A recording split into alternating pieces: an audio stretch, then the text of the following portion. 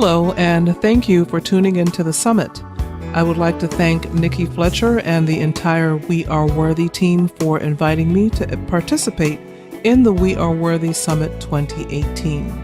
I sincerely hope that as a childless, not by choice woman or man, you are finding value in the summit, and that in fact, the summit is reminding you of something you innately know.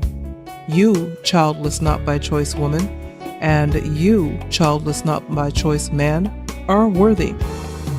My name is Savella Morgan, founder of the Childless Not by Choice podcast and platform.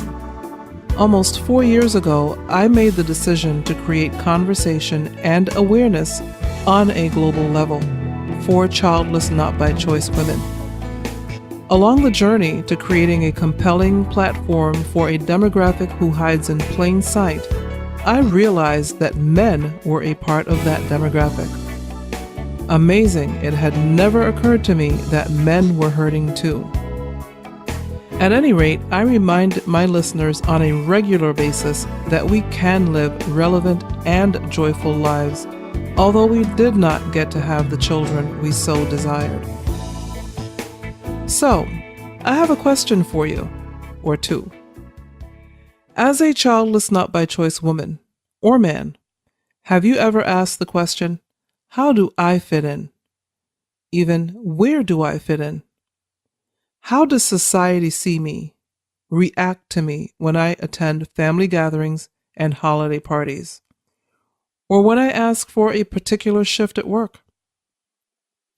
Furthermore, how do I feel about it and react to unwanted commentary such as, why don't you just adopt, quote unquote, or being advised that I will be okay with not having children if I just help take care of younger family members or neighborhood children. I have even heard the latter commentary from childless women who have done just that, raised younger siblings and younger family members. They have hidden their hurt even from themselves by saying they are okay because they got to raise younger family members. When, if they had simply said, I wish I'd had my own children, but I was happy to have had the opportunity to raise these children. If they felt okay with being transparent. After all, being given the opportunity to pour into the life of another human being is a beautiful thing. It is possible that lack of transparency is due to how society sees us, how we think society sees us. We so want to fit in, we pretend. I remember during the decade when I was hanging on to hope, my valley moment, I felt so ashamed of my childlessness. I told myself people were wondering what my problem was, as everyone around me seemed to be getting married and having children. You know, the normal patterns of life. I had none of the above. I had these constant battles in my head, shaming myself and wondering what others really thought. How they must be pitying me. I pretended I was okay and that it was not a big deal not to have children. All the while hearing that biological clock ticking away loudly inside my head. I had 3 myomectomies, fibroid removal surgeries, in the course of that decade, before I finally had a hysterectomy. After each surgery, I would feel such shame that my journey was not normal. Why couldn't I have what so many women seem to take for granted? Why was something so normal so difficult for me to have? Shame. It is a real thing. As I mentioned earlier, being given the opportunity to pour into another human being's life is a beautiful thing. And many childless, not by choice women have taken the opportunity to pour into children by teaching in a classroom, babysitting, or running daycare centers. Through these avenues, these opportunities, they still had the opportunity to pour into a new generation. That's how they decided to face a life of childlessness, at least on a professional level. And I admire them for that. But what about the other aspects of life? How do I, you, we fit in at family gatherings where year after year certain family members ask when I will have children? They do not seem to understand that after a year or two of asking, maybe they should stop. And what about social gatherings where women who gather in groups generally tend to discuss their children as you sit quietly, maybe feeling like a second-class citizen, especially if one of them reminds you that you do not have children? And what about work, as I mentioned earlier, where not only must you battle for a coveted shift because mothers believe they are due said shifts because they are mothers, but most likely silently, coworkers wonder, what is wrong with you anyway? Why don't you have children? And what about a spouse who cannot understand your hurt, who asks you why you can't just be happy for so and so, thinking you are being selfish, not realizing you can be happy for someone and still die a little on the inside each time you hear another baby announcement? How do you keep that relationship, your marriage, from unraveling? Our lives, like everyone else's lives, are complicated. Life is complicated. How do we keep life from overwhelming us because we seem to have an added issue, our childlessness? I mean, we are here, so we must be here for a reason. I have 4 succinct suggestions on how we fit in as childless not by choice women. But first, as I did my research for this event, I came across 2 arguably compelling articles. I put the links to the articles in the notes, and I hope you will take a moment to read them both. One of the articles, although several years old, read as if it were written just yesterday. A group of millennials were interviewed about why they did not want children. Let me say that honestly, I have an unchangeable belief that if one does not want children, one should not have them just to satisfy society's thirst for human replenishment or status quo. We have enough unwanted children roaming the planet as it is.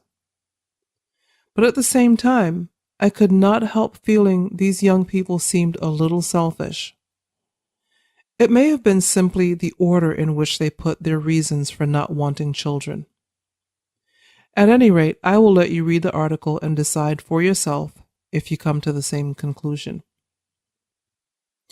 As I read the second article, there was almost a juxtaposition in what the authors of each article were saying.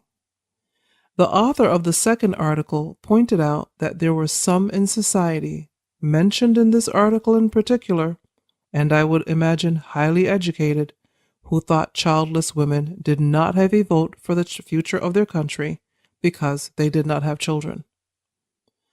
So, anyone reading both articles would capture the true essence of the issues of childlessness, by choice or not. Both decisions are seen as selfish, although one of those is not really a decision. It was something out of the control of the childless not by choice person. How hurtful to be judged for something for which we cannot control. In fact, in the second article, the author told the story of how a woman who had recently given birth proceeded to describe the event and her feelings during the event in great detail. Now that is selfishness. The thought of how this childless woman must have felt never crossed the new mother's mind. And to make matters worse, if she were to try to stop the new mother, she would have considered the childless woman cold and uncaring, albeit selfish. But one of the things we discuss regularly on my platform is creating kind but firm boundaries. As childless not by choice women, we tend to want to save others' feelings while we die slowly on the inside. And we do it because we do not want to be seen as jealous or hateful. But no one is considering how we feel. Indeed, Many women with children have not stopped to wonder what their lives would be like if they did not get to have their little Tommy or their little Jane. To this day, I still cannot figure out how women, mothers, cannot draw a direct line from having children to what if I didn't have children and I wanted them. I have said over and over on my platform, on my Facebook Lives, to anyone who will listen, that childless not by choice women and men would like empathy. Not pity, empathy. Not sympathy, empathy. This is why it is so important for those of us heading childless not by choice platforms to get the word out globally about the fact that not only do childless not by choice women exist, we hurt. We must continue to create the conversation in our own authentic voices until the entire world knows we are here, existing, hurting in plain sight. When awareness is created, it may cause more people to think before they speak. In the meantime, here are those suggestions I mentioned. I believe they will help us until the rest of the world gets caught up. Number 1, acceptance. We must first accept that we are childless not by choice. If we are still trying, we are not fully accepting. And by all means, for those still able to try, please do so until you either have a child or you come to the realization that it is time to stop trying, that it is not to be. And only you will know when that time is. Dare I say, until acceptance, you are not childless not by choice. You just have not had a child yet. Please know this is not meant to be mean-spirited. But the fact is, your heart and mind must catch up with each other. If your mind says to stop trying and your heart says, one more try at IVF, then you are not ready to accept. There's this funny feeling most people have about acceptance. Many people believe that acceptance means to give up. But I believe acceptance means realizing that life is not what we expected, but we will make the best of the life we have been given. To give up means to check out of life completely. To give up means if I don't have the child, I do not want anything else out of life. It may sound exaggerated, but we all know that childlessness comes with bouts of deep depression and sadness.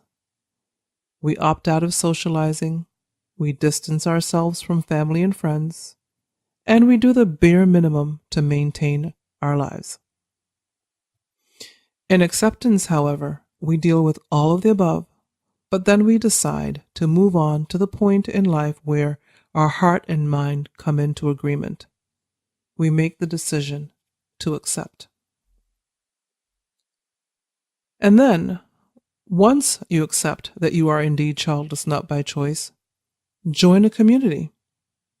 You don't have to start talking right away. Read, listen to what other women in the group are saying before you could start contributing. That gives you a chance to see if you joined a community that resonates with you. Because there are many childless not by choice communities out there now, and every community has a different voice. Find the voice that best resonates with you. And when you do, you will see that community will bring you to the realization that you are not alone, that you can live a relevant and joyful life. Community highlights your strength and beauty as a woman, because some of us feel less beautiful because we did not have children. Some of us feel shame, and in some cases, shamed. Community helps us realize that we are not less than because we are childless.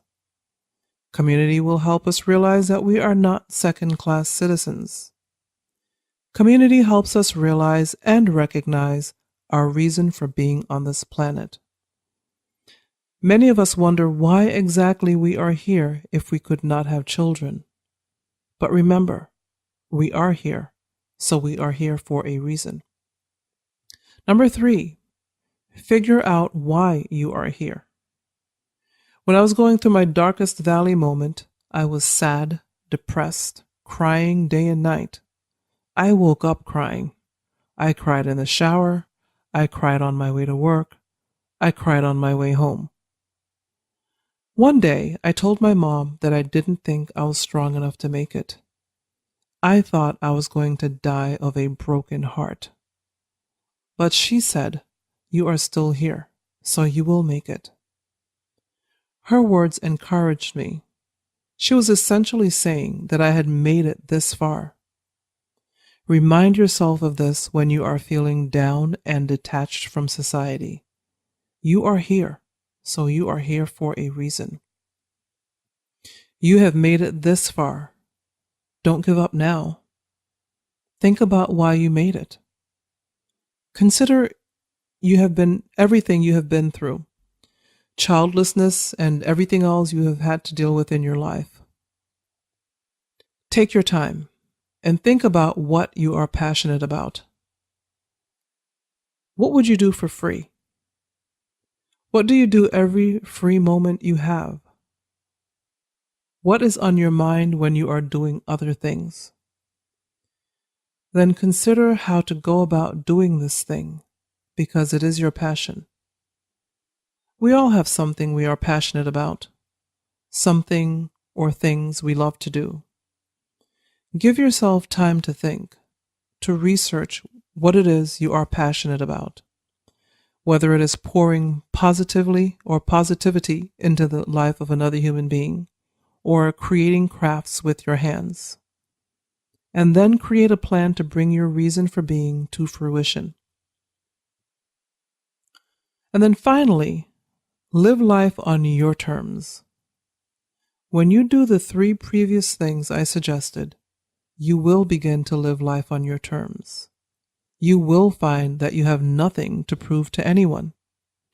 You will choose whether you respond to queries or commentary, and you will take control of your surroundings by choosing when to stick around or when to leave.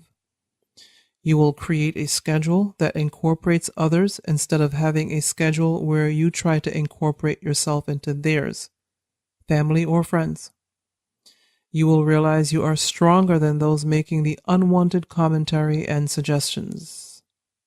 You are stronger than you think. In doing these things, you will create kind but firm boundaries. You'll be able to stop a conversation that is causing you pain or discomfort in a kind but firm manner. When you accept your childlessness, join a community of people on the same journey as you, find your purpose, and when you begin to live life on your terms, you will fit in. At work, at events, at family gatherings, anywhere in the world, your world. You will fit in because you do fit in. You will fit in because you are here for a reason.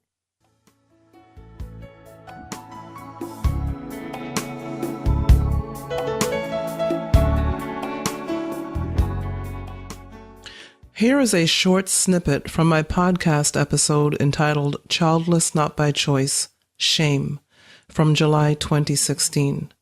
Listen to the entire episode and all episodes of Childless Not by Choice wherever you listen to your favorite podcasts.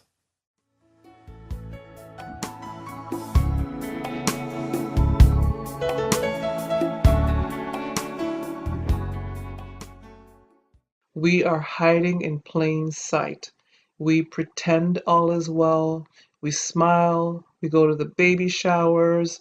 We are attentive to other people's children. And of course, there's nothing wrong with that. But a lot of times, especially when it's fresh, when it's a fresh pain, when you've newly found out, freshly found out that you will not be having any children, maybe you just had a hysterectomy and it's been a couple weeks since that surgery, and reality is setting in. You're not going to be carrying any children, and yet you're being invited to the baby showers, and you feel shame when you show up because you don't have any kids. And of course, people like to discuss their children. And of course, you always end up sitting next to that person who speaks incessantly about their children. And of course, people should be proud of their children. I think that I would rather see you proud of your child, talking about your child, encouraging your child, than to see you mistreating your child, because to me, it's an even deeper pain to see people mistreating their children because I can't have any and you're mistreating the ones you have. So I'd rather you talk about your children, but it still doesn't mean that it doesn't hurt a little bit. I believe that that pain will always be there. There will always be that little unhealed portion of the heart. And it's something that, as childless, not by choice women, we're going to have to live with. But what I think the difference is how we choose to live with that pain. You know, some people may tell you to get over it or tell you that as time passes by, you'll feel better about it and you'll be okay with um, having not had the children. But I would venture to say that the same kind of pain that you feel when you lose a loved one is the same kind of pain you feel when you realize you will never have children because it's a loss. It's loss. And then on top of that emotional heart hurt pain, the shame comes up. The shame comes up because as a woman, you wanted children, you should have children. It's just something that's done. And unfortunately, in your case, in my case, it didn't happen and it's not going to happen. I know a lot of you are out there still hoping and you're maybe going through IVF treatments or cycles, and maybe it's just not time yet and you will eventually have a child. And I'm hoping along with you. I always say that I'm praying along with you. And whenever I hear the birth announcements, especially from people who've been waiting for quite a while, for several years, I'm happy for you. I am truly, sincerely happy for you. But that does not mean that I don't have a little bit of a heart hurt on the inside. It doesn't mean that I am not suffering from loss, just like the person who may have lost a loved one is suffering from loss. Yes, I'm suffering from loss. And just like the person who lost a loved one, they will have that pain forever. I believe they'll have that pain forever.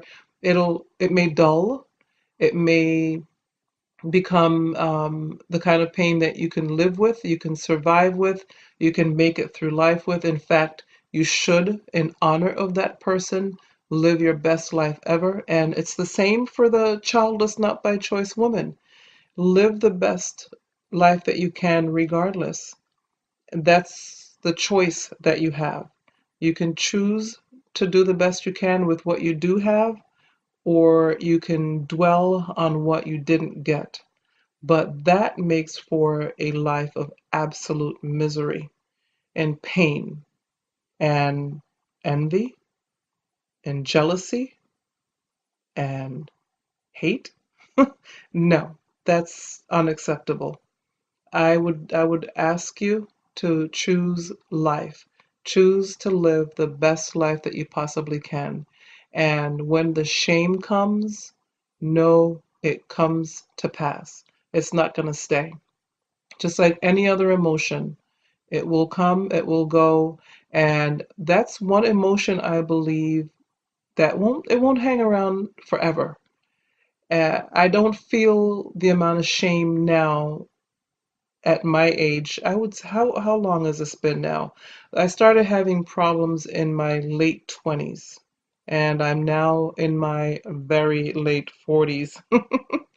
So the shame that I felt back then is I don't feel it now.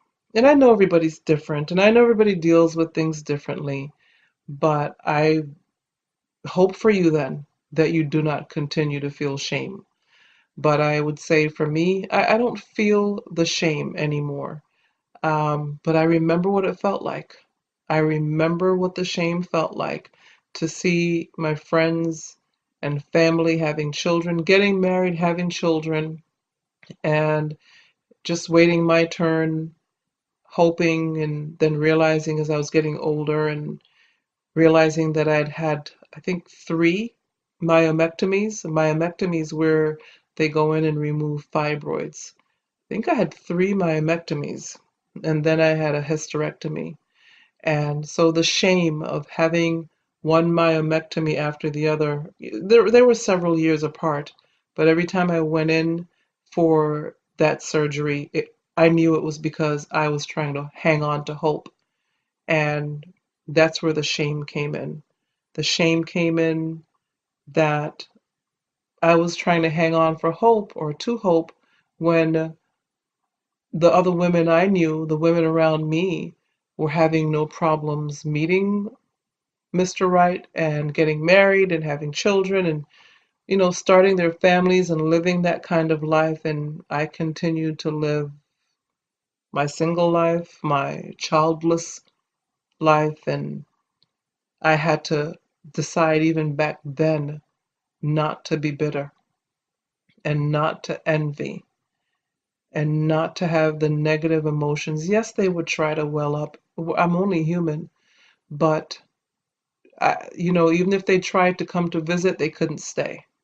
They were not allowed to stay because when you entertain those types of emotions long term, when you allow them to hang around, when you allow them to stay, you become those emotions. Those emotions show on you. They show inside and out. And if nothing else, I did not want to look the part. I did not want to look bitter and envious and hateful and shamed. I didn't want to be shamed and I didn't want to feel shame. And so those negative emotions had to go. They couldn't stick around for me because I still wanted to be able to live the best life I possibly could. Was it the life I envisioned? Was it the life I expected? Absolutely not. Not in a million years. If anybody had told me that this would be my life, I would have said, "You lie." There would have been no way that I expected this. But I have chosen, I have made the decision to live the best life I possibly can. And I have decided that shame has no part in my future and it's not allowed. So I know that some of you are out there feeling shame. I know that sometimes it's self inflicted. And I also know that sometimes you may have a family member or a friend or a coworker, acquaintance, even a stranger who may try to make you feel shame. But do not allow it. You are just as human as they are. And many times, the people that are trying to inflict pain on you, they're going through pain themselves. It may not be the same type of pain, but they're going through something because we all have something to go through.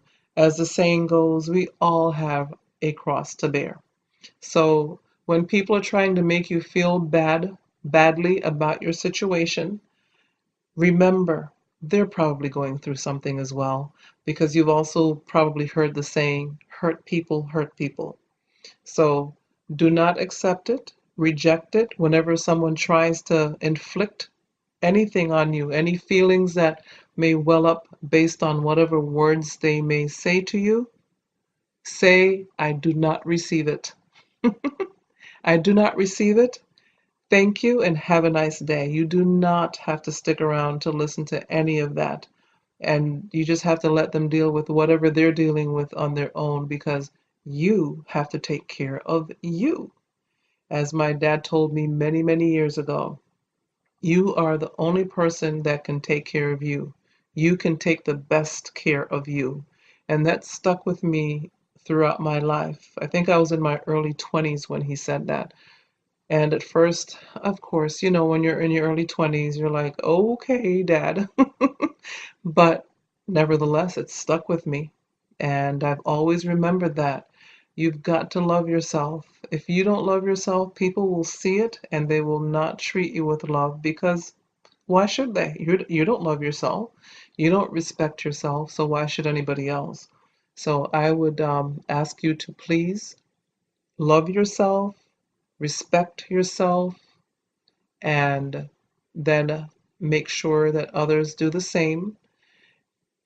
There's no reason really, and I'm not trying to tell you what to do. If you're listening to this podcast and your child is not by choice, you're probably an adult, and I'm sure that you know how to make your own decisions. But I would just ask you to just, as a reminder, remember God created you, He created all of us. He knows the whys and the why nots, and just love yourself, take care of yourself, respect yourself, and make sure that others do the same. Make sure they respect your time, make sure they respect what you do, what kind of person you are, because you're already respecting yourself. I know I'm repeating myself, but I really, really want you to get it. I want you to understand that all of those negative emotions will come, they will go. But take care of yourself, respect yourself, do the best you can with what you have, hang in there, all the things I always say. It's just a reminder to you that all is well, all will be well. Thank you for stopping by and listening in. I hope this has been a word of encouragement for you, and until next time, talk to you later. Bye.